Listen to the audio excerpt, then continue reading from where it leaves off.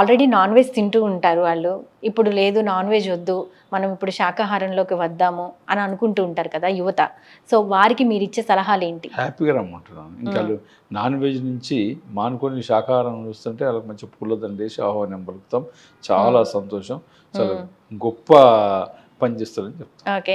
ఈ విధంగా వచ్చిన వాళ్ళు అంటే శాకాహార ర్యాలీలో పాల్గొన్న వాళ్ళని మీరు ప్రశంసించడం కానీ, స్టేజ్ మీదకి పిలిచి అభినందించడం కానీ జరుగుతూ ఉంటుందా జరుగుతుంటుంది ర్యాలీలో?